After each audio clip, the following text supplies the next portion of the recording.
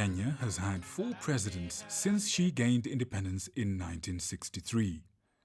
Each one of them has made history and left a legacy of his own.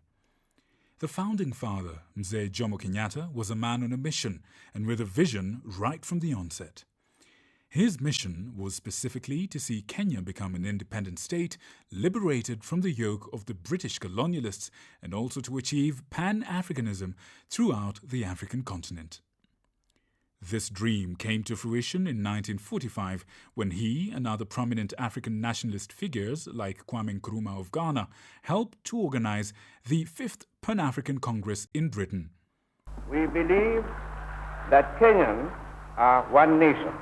It is also consistent with the African people's past and present efforts to secure unity. It is also the logical answer to the challenge which Kenya or any new nation must face after independence. The consolidation of independence, urgent economic reconstruction and development, the need to make an impact and have influence at Pan-African and international affairs must be our immediate aim. The first hint at this mission was upon arrival from Britain when he declared, "We have come out of the yoke of colonialism." What we have been struggling for is to redeem our country from the yoke of colonialism. Even before he ascended to the highest office in the land, his love for the motherland of Kenya and its people was evident in the way he dealt with the colonial masters.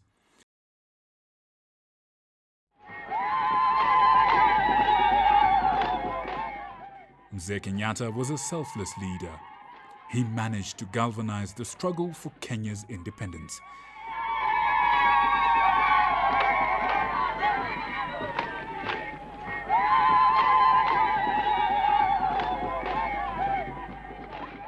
My leadership has not been to darkness and death, but to light and prosperity. And it is because of this that he, along with 5 other nationalists, including Achieng' Oneko, Paul Ngei, Bildad Kagia, Kungu Karumba, and Fred Kubai, were detained in Kapenguria for their quest for a free and independent Kenya. They were famously known as the Kapenguria Six. This detention flamed the independence struggle, which was kept alive by other nationalists as the Kapenguria Six were locked up. The armed struggle that was to follow these events finally culminated to Kenya attaining her independence and Mzee Jomo Kenyatta being installed first as Prime Minister when Kenya got the nod for internal self-rule, and then as President in 1964 when it became a republic. His policy was that of continuity and gradual Africanization of the government, keeping many colonial civil servants in their old jobs as they were gradually replaced by Kenyans. As president, one of the most memorable of Mzee Jomo Kenyatta's legacies was a call for a united country. His almost incessant call for Harambee, or pulling together as a nation, was a testament to this.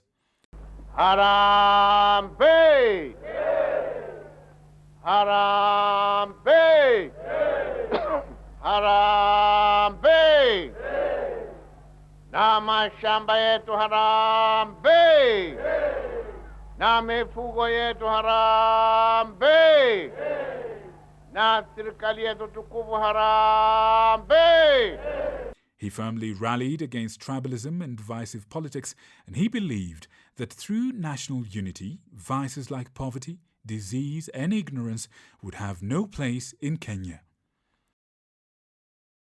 Mzee Kenyatta was also a firm believer of justice and equality.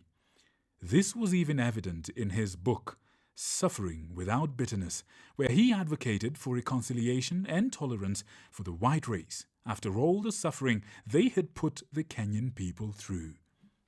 Mzee Kenyatta's call for unity went beyond the borders.